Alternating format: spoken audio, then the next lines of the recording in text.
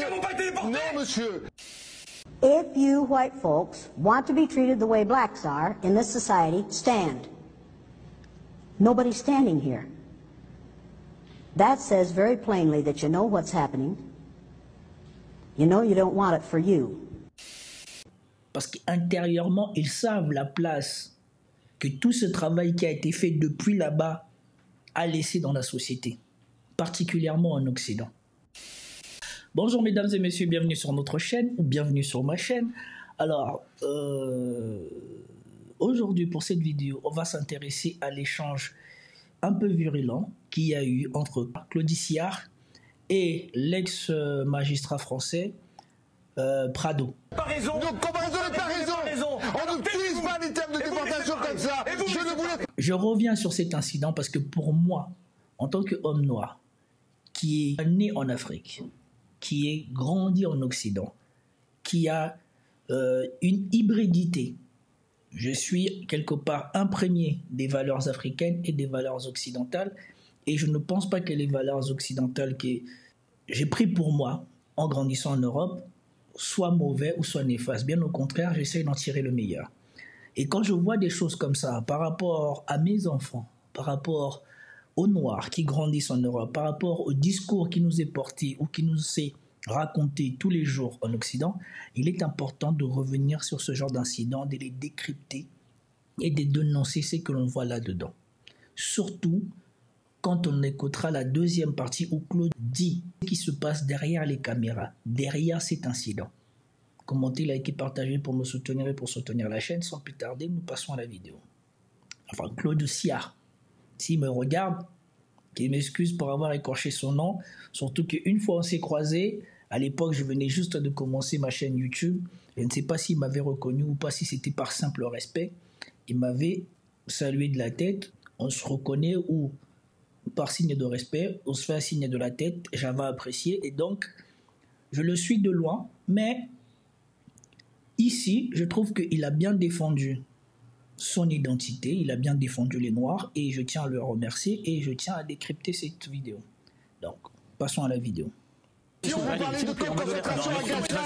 Est-ce que donc les opposants à ce projet de Donald Trump, est-ce qu'ils se soucient vraiment, vous pensez, du bonheur des Gazaouis, que le Hamas a quand même condamné à une guerre sans fin, la misère? Pourquoi refuser de les accueillir, ne serait-ce que temporairement, plutôt que de les laisser dans des ruines à Gaza?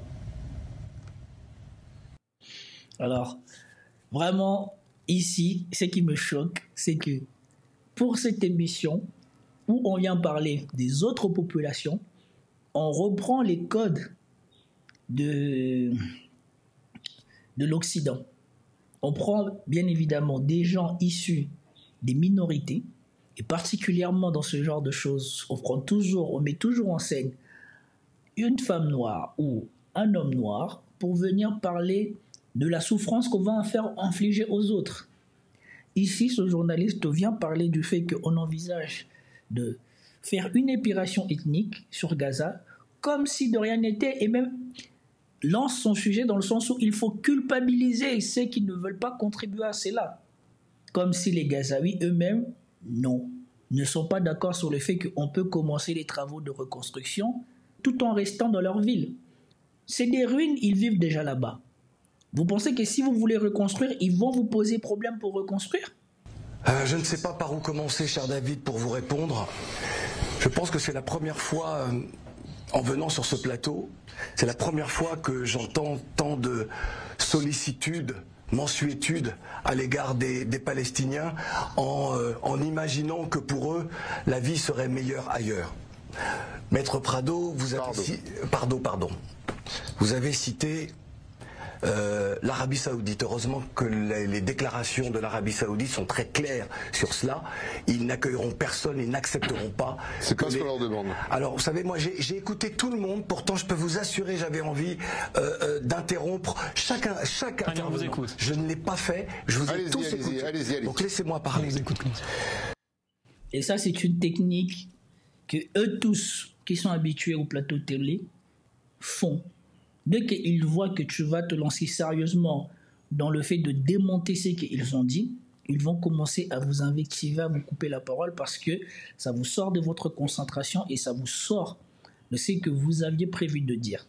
C'est pour cela, eux, souvent, ont des papiers ou préparent leur émission bien à l'avance, répètent leurs idées, répètent leurs mots-clés pour ne pas perdre le fil de leur raisonnement. Mais si vous voulez faire comme moi, et je ne sais pas si Claudie Siard, en ce moment-ci, de son intervention, avait pris des notes ou pas, mais si vous n'avez pas de notes et que vous devez tout faire pour vous remémorer tout ce qu'ils ont dit dans l'ordre et tout ça, et qu'il y a des gens qui commencent à vous couper la parole, c'est extrêmement difficile. Voilà pourquoi les gens qui critiquent, les gens qui font des vidéos comme moi et tout ça, ne savent pas c'est par quoi il faut passer pour garder de la cohérence sur une longue séquence comme ça. Bien évidemment, ceux qui ont tout scripté et ceux qui lisent leurs notes ou lisent dans leur compteur, ça vous semble naturel, mais et tout semble plus fluide. Mais sachez qu'il est beaucoup plus difficile de le faire comme ça, en réfléchissant, parce qu'ici, on peut dire que je ne sais pas trop s'il est en train de regarder des notes ou s'il est en train de réfléchir, parce que normalement, quand tu réfléchis, tu as tendance à regarder vers la gauche.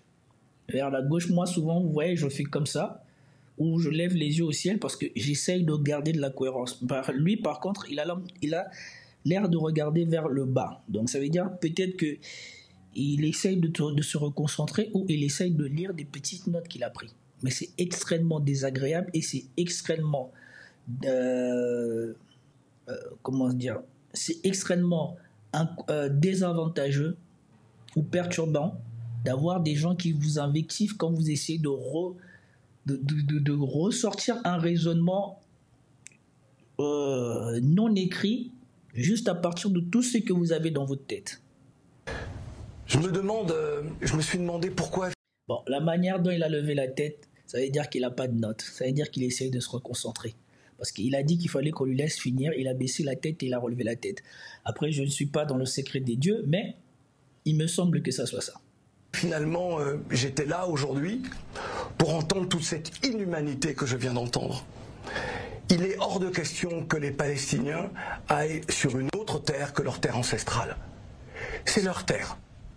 Lorsque j'entends ici dire « mais cette bande est trop petite pour autant d'habitants », peut-être que si on n'avait pas grignoté sur le territoire des Palestiniens depuis la création de l'État d'Israël, peut-être que nous n'en serions pas là.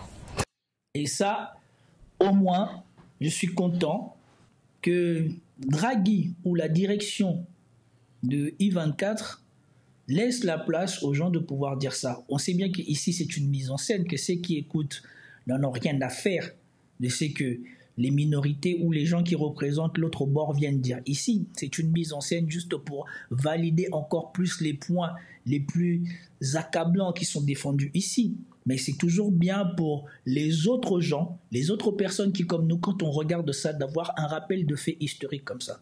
Parce que comme je vous l'ai déjà montré ici sur ma chaîne, ces gens-là qui aujourd'hui disent que la bande de Gaza serait devenue trop petite pour la population de Gaza sont les mêmes qui ont causé ce problème-là. Et comme pour l'USAID, comme pour tous ces ONG qui interviennent partout, ce sont eux-mêmes qui sont à la base des problèmes, qui aujourd'hui viennent vous proposer des solutions qui consistent à ce que vous leur cédiez ce qui est à vous. Et puis j'ai envie, quelques instants, revenir à l'être humain que je suis. S'il vous plaît, je suis un Guadeloupéen, je suis un Afro-Caribéen de la Guadeloupe. Mes ancêtres ont été déportés d'Afrique. Ils ont été déportés pour être esclaves sur leur terre d'infortune. Et enfant, ma mère a toujours eu on avait une proximité avec la communauté juive parce que... Et ici, je tiens juste à signaler que je garde cette séquence en tout petit pour essayer d'éviter des complications avec YouTube. Parce que quand c'est en tout petit comme ça, c'est pour cela que je ne le mets pas en grand écran, ça permet, moi, à YouTube de censurer, de limiter les vidéos quand vous le faites comme ça, que quand vous faites en grand écran, ou je ne sais pas qu'est-ce qui se passe avec les algorithmes, ils peuvent bloquer, retarder la publication de la vidéo. Donc, si vous voulez le regarder, c'est disponible sur I24 News, mais moi, je suis obligé de le laisser comme ça. C'est juste par commodité et pour faciliter la publication des vidéos. Nous avions subi les affres de l'histoire et les génocides. Et aujourd'hui, d'entendre des franco-israéliens, ou en tout cas des francophones, qui appartiennent à la même nation que la mienne, entendre des personnes de confession juive, puisque deux de vos intervenants portent une kippa, de les entendre parler de déportation me gêne terriblement. Je ne comprends. Non mais attendez, arrêtez, c'est pas le terme. non. Il y a des mots qui ne sont pas acceptables. Voilà. Une fois de plus, vous voyez, il vient de lâcher le mot. Et dans ma séquence quand j'avais vu cette séquence la première fois, tout ce qui va s'engendrer derrière est problématique. Et donc, je suis parti voir la définition du mot déportation. Et vous voyez ici, déportation, exil définitif d'un condamné, internement dans un camp de concentration à l'étranger. Comme par hasard, l'exemple qui est cité, vous le voyez ici, pas besoin de vous le lire. Ce qui est important, c'est de noter ici la définition retenue par Wikileaks. C'est là que vous vous rendez compte que, petit à petit, on a pris des mots, on les a associés à un certain fait pour légitimer la position de certaines personnes dans la société. Regardez bien la définition de déportation de Wikileaks. Déportation est une action pour un pouvoir politique de contraindre une catégorie ou un groupe de personnes à quitter son habitat, soit pour l'obliger à s'installer autre part, soit pour retenir dans un camp. Vous voyez qu'ici, la définition est élargie et la définition permet d'utiliser le mot à d'autres situations, contrairement à ce qui va se passer sur le plateau, où Prado va essayer de s'accaparer le mot déportation et à ne le réduire que à la victimisation de sa communauté. Pas. Je ne vous ai pas sachez, monsieur, que le terme de déportation, chez nous, ça a un ressenti particulier. Parce que vous considérez qu'Auschwitz, c'est la même chose. Les Africains n'ont pas été déportés. Vous considérez qu'Auschwitz n'ont pas été déportés. Non, monsieur. Ouais, il dit que la déportation chez lui, et après il dit vous considérez que c'est la même chose. Et ici, il est en train de faire quelque chose d'encore plus grave, qu'on n'autorise nulle personne à faire en France. Si vous niez ce que lui, il veut dénoncer, qui a été fait à sa communauté, vous allez être traité de révisionniste et vous risquez pénalement quelque chose. Mais ce que lui, il est en train de faire ici par rapport à la population noire, par rapport au continent noir, personne ne le dénonce. Ce qu'il fait là, si vous le faites par rapport à la population de sa communauté, vous serez taxé d'antisémitisme, vous serez taxé de révisionniste. En Allemagne, vous serez condamné par défaut carrément. Et en France, vous serez probablement condamné à la fin. Mais lui-même étant ancien magistrat, prend cette posture et comme d'habitude pour les gens de cette communauté-là, il n'arrivera absolument rien. Et ici, je remercie Claude Denis. Même s'il est monté trop haut dans les tons, j'aurais préféré qu'il garde un peu plus son calme et qu'il démonte Prado à la manière d'un Tariq Ramadan ou d'un Bernard Tapie quand il avait démonté Jean-Marie Le Pen. Mais, toujours est-il qu'il a totalement raison. Déportation, non monsieur. Allez, je me casse. Eh bien cassez-vous parce que c'est raciste. Vous parlez de déportation. Auschwitz, ça vous dit quelque chose? Auschwitz, ça vous dit quelque chose? Ah oui.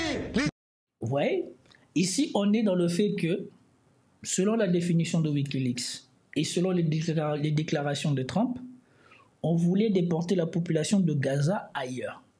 C'est une opération ethnique ou c'est une déportation, peu importe. Dans les faits, c'est à peu près la même chose. Juridiquement, les mots sont qualifiables à ce qu'on veut faire.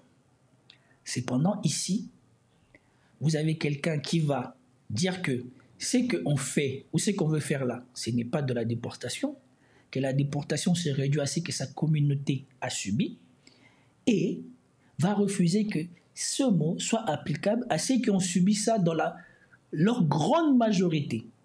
Et surtout, il va nier les faits historiques qui vont lui être rappelés ici.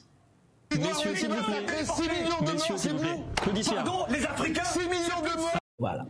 Et je vous rappelle que les gens de cette communauté-là sont les premiers à dire qu'on n'est pas là dans un concours de victimisation, on n'est pas là dans un concours de crime, on n'est pas là dans un concours de qui a eu le plus mal, mais il réduit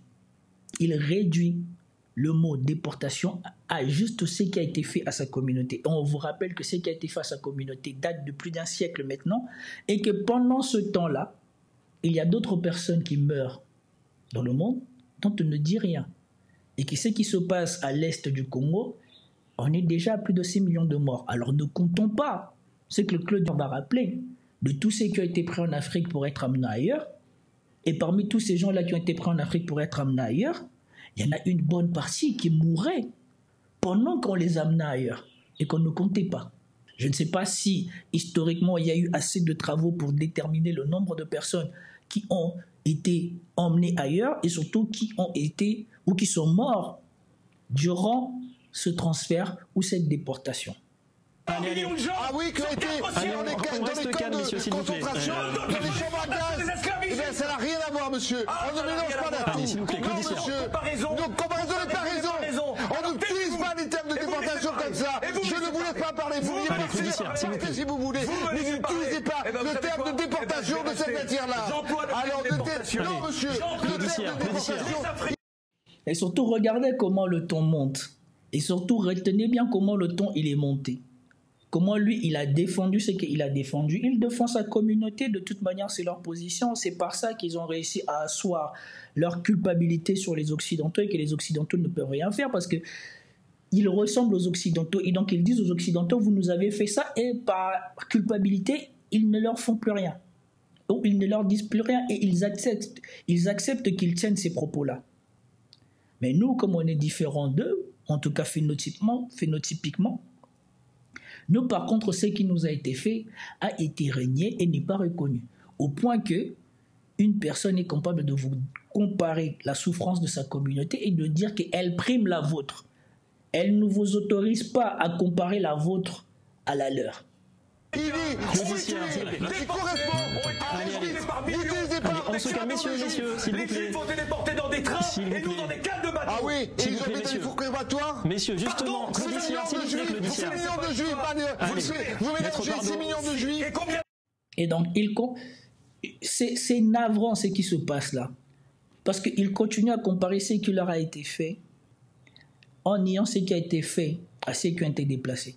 Quand on raconte les horreurs qui ont été faites aux esclaves, quand on raconte ce que William Lynch les a fait, quand on raconte comment ils ont été pendus, comment et les choses qu'on leur a fait, et dans tout ça, vous pensez qu'ils ont hésité à en finir avec certains, beaucoup, nombreux. Le pire, c'est qu'il est en train de parler, et au moins, je ne sais, juste comme ça, considérons, même si on leur a fait ce qui a été fait, on leur a fait parce qu'on les détestait en tant que d'autres humains. C'est que Claude est en train de parler, ces gens-là ne nous considéraient même pas comme des humains. À l'époque où on a fait ce qu'on a fait aux Noirs, on ne nous considérait même pas comme des humains. Et donc, dites-vous, si on ne nous considérait pas comme des humains, quel traitement était réservé aux Noirs à cette époque-là? Mais ici, tranquille, il dit ça. Vous considérez qu'il y a eu... Allez, maître Pardo, je le dis, s'il vous plaît, on ne s'entend plus. C'est pareil que on ne s'entend plus, messieurs. Vous voulez faire des chiffres? Non, c'est pareil. Ah, donc vous dites que c'est pire que Auschwitz. C'est pire qu'Auschwitz ou pas? C'est pire qu'Auschwitz ou pas? Merci. Allez, maître Pardo, merci. Allez, Claudicien. Merci. C'est lui qui ramène ça sur le tapis, hein, mais il ramène ça pour le tapis pour dire que c'est que sa communauté a connu, c'est pas pire que ce que les Noirs ont connu. Moi, je veux bien croire que dans l'horreur, on ne va pas chercher à savoir qui a subi le pire, mais dans la quantité, dans ce que nous assommons jusqu'à aujourd'hui, dans les traces qu'il en reste, avons-nous vécu et vivons-nous toujours la même chose? Je ne sais pas si je peux retrouver le réel. I want to know why you're so willing to accept it or to allow it to happen for others. Du professeur d'université, dans une assemblée d'université où il y avait des élèves blancs, des élèves noirs et tout ça, qui a posé la question à sa classe. Si vous estimez que les Noirs sont bien traités dans cette société, qui parmi vous veut vivre comme un Noir? Il n'y a aucun élève blanc qui avait accepté de lever la main. Parce qu'intérieurement, ils savent la place que tout ce travail qui a été fait depuis là-bas a laissé dans la société, particulièrement en Occident. Every white person in this room who would be happy to be treated as this society in general treats our citizens, our black citizens. If you, as a white person, would be happy to receive the same treatment that our black citizens do in this society, please stand. You didn't understand the directions. If you white folks want to be treated the way blacks are in this society, stand. Nobody's standing here. That says very plainly that you know what's happening. You know you don't want it for you. N'utilisez pas le terme de déportation. Non, pas le terme de déportation. Non, monsieur. Lorsque je parle d'antisémitisme, je parle aussi des Palestiniens. Ah oui, d'accord. Alors vous mélangez peut-être. Alors là, on y va. Allez, messieurs, s'il vous plaît. On y va. Gardez votre sang-froid. C'est l'antisémitisme, c'est ça. C'est ça l'antisémitisme. C'est ça dans l'histoire l'antisémitisme. Dans l'histoire, c'est ça. C'est ça l'antisémitisme. Maître Pardo. N'utilisez pas des mots comme ça. N'utilisez pas des mots de déportation comme ça. En tout cas, n'utilisez pas le mot déportation comme ça, pas devant moi. Et qui est M. Prado, je ne sais pas, pour déterminer comment on peut utiliser le mot déportation. Je ne sais pas. Mais bon, apparemment, il a cette autorité-là pour s'opposer à l'utilisation du mot déportation dans le contexte que Claude Dard est en train de l'utiliser. Messieurs, eh bien moi je me révolterai toujours quand on utilise ces termes-là. Révoltez-vous. Je ne suis pas le seul là-dessus. Laissez-moi dire un mot, s'il vous plaît, messieurs. On n'utilise pas les termes comme ça. Moi je respecte. Ah bon, comme les Juifs ont été déportés. C'est-à-dire, il y a eu 6 millions de morts. Non, le mot déportation c'est un mot situé, monsieur, dans l'histoire. Non, pas les dictionnaires. Regardez l'histoire. Vous voulez que je vous parle de la déportation après 80 ans de Juifs? Alors que dites-vous les Africains? Continuez. Mais les Africains ont connu l'esclavage, ont connu un malheur. Non, monsieur. Le terme de déportation est un terme situé. Le terme déportation est un terme situé. Bon, moi, dans toute ma scolarité, heureusement, je suis parti au moins jusqu'au supérieur, parce qu'au moins les gens ne pourront pas dire que je n'ai jamais attendu que le mot était un mot situé. Alors, je veux bien que le mot soit contextualisé ou alors soit adapté au contexte, mais que le mot soit situé. Donc, on réduit la déportation à juste ce qui s'est passé pendant la Deuxième Guerre mondiale, ni avant, ni après. Parce que avant, ça pouvait se rapporter à ce qui a été fait aux esclaves noirs, et après, ça pourrait se rapporter à ce que Donald Trump a proposé pour les gens de Gaza. Donc, ceux qui sont les lettrés, les agrégés, tout ça, dites-moi si la position ou ce que soutient M. Prado ici est fondée ou pas. La traite des Noirs, ça avait un dialogue de sourds, messieurs. Maître Pardo, c'est un dialogue. C'est un malheur, c'est la traite des Noirs. Non, monsieur. Allez, c'est impossible de vous arrêter. Ils sont à Paris, c'est compliqué de les arrêter. N'utilisez pas les termes de s'il vous plaît. Nous sommes dans Maître Pardo. Est-ce qu'on peut reprendre le débat normalement? S'il vous plaît, messieurs. On va reprendre le débat normalement. On a invité Claude Sillard pour entendre son point de vue. On a envie d'entendre notre point de vue. Simplement, sachez que les mots sont importants. Les mots sont importants et les parallèles ne sont pas toujours pertinents. Irrespectueuse alors. Il y a certains parallèles qui n'ont pas lieu d'être. Allez, on vous écoute. Donc, il n'y a pas de parallèle, hein. J'emploie juste un mot français. Ah oui, mais c'est pas là, on parle pas de déportation. On parle pas de déportation, s'il vous plaît. Arrêtez d'être on parle pas de déportation. On a dit dès le début de l'émission, on parle de départ volontaire. Vous parlez de camp de concentration. Et on ne peut pas comparer certaines choses. Allez, s'il vous plaît, Est-ce que le monsieur a parlé de tout ça? En tout cas, toujours est-il que voilà, nous arrivons à la fin de cette séquence, mais ce qui est le plus choquant, c'est ce que Claude dit, l'analyse que va en faire Claude dans le média et que je vous propose que nous regardions maintenant. Mais au moment sur la déportation, il y a à la fois dans son propos tout le mépris qu'il a pour les peuples afro, tout le mépris qu'il a pour nous, et évidemment, il a un regard communautariste de la situation. C'est-à-dire que nous, juifs, et vous n'êtes rien. Il y a des raisons à ça. Hein. Bon, ça ne sort pas de ce que je viens de vous dire. Et il va appuyer quelque chose de vrai ici. c'est qu'il y a toute une génération qui sont encore vivants en Occident, qui ont grandi dans cette idée-là, que les gens de leur communauté, mais aussi les Blancs, par rapport aux Noirs, nous sont supérieurs ou nous sont plus humains. Rappelez-vous des paroles de Macron envers les présidents africains en disant que l'ingratitude est une maladie qui ne se transmet pas aux humains, en déshumanisant les Africains. Et il appartient à une génération à qui on a expliqué que le pire crime était ce crime-là, et c'est pour ça qu'il me dit, est-ce que pour vous, Auschwitz c'est pire que? Et je lui dis, il n'y a pas de crime pire qu'un autre. Un crime contre l'humanité est un crime contre l'humanité. Et lorsqu'on l'a subi, eh bien, on le vit différemment que celui qui n'est qu'observateur. À la fin de l'émission, il me dit, c'est là le point le plus important de la vidéo. C'est qu'il va dire ici est fondamental pour comprendre nos interactions ou les interactions entre les différentes communautés en Occident. Enfin, il dit, ça a été sport aujourd'hui, l'émission. Et je vois un garçon qui devient, et je le dis comme ça, qui devient plutôt sympa. Et qui me dit, lorsque je lui dis, mais bon, ce qui s'est passé, il me dit, mais c'est que de la télévision. Et là, moi, je dis, c'est pas possible. Et je l'entends. Et donc, je me mets à essayer de lui parler, de lui dire des choses, il me dit qu'il aime l'Afrique, il me dit, il aime ce pays-là. Et moi, je peux vous le dire. Je peux vous l'affirmer. Je connais quelqu'un qui était haut placé, qui a interagi avec Prado. Et je peux vous garantir que dans ces interactions avec des Noirs, vous ne direz jamais que ce monsieur-là est un raciste. Et donc, tout s'explique ici. Tout s'explique ici, dans ce qu'il va dire à la suite de ça. Je reprends ces mots, il me dit j'aime ce pays.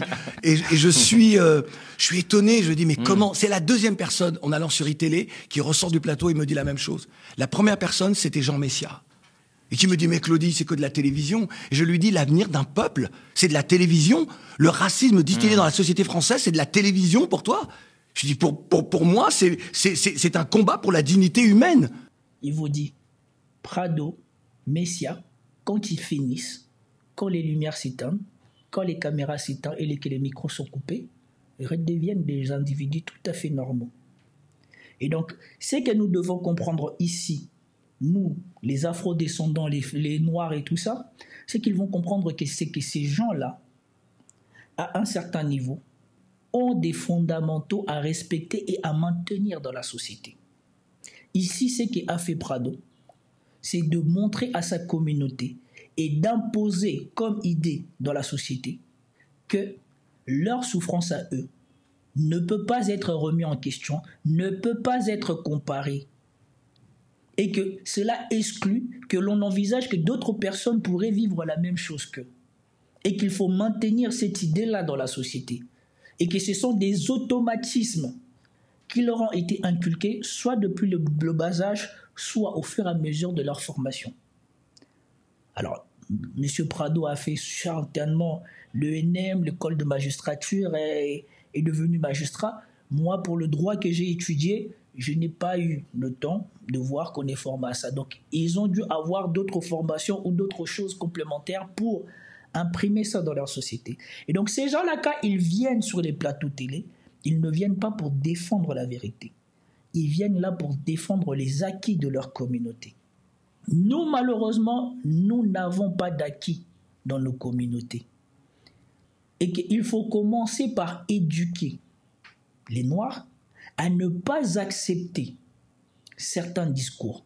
Et non pas en s'indignant de manière incohérente, mais en défendant le discours, même avec virulence, mais avec des vrais arguments. Parce que même si le ton il est un peu monté, on a bien vu que pour M. Siard, c'était à fleur de peau. Pour M. Prado, c'était quand même plus maîtrisé. Nous devons être capables de la même chose. Et donc pour cela, vous devez soutenir Claude Siard, parce que ce qu'il a fait, c'est important. Et nous devons tous commencer à prendre ces postures-là, à ne pas accepter que on nie notre histoire et qu'on nie notre présent. Parce que ce que Prado a défendu là, c'est le fondement de l'idéologie comme quoi ils sont supérieurs aux autres. qu'ils sont une communauté plus importante que les autres. Et nous ne devons pas accepter cela. Alors, il me tenait particulièrement à cœur de revenir sur cette vidéo. Je ne sais pas si ça a été pertinent pour vous ou pas. En tout cas, j'estime avoir fait ma part. Et je vous dis à plus tard. Peace out. Enfin, commentez, likez, partagez pour me soutenir et soutenir la chaîne. Peace out.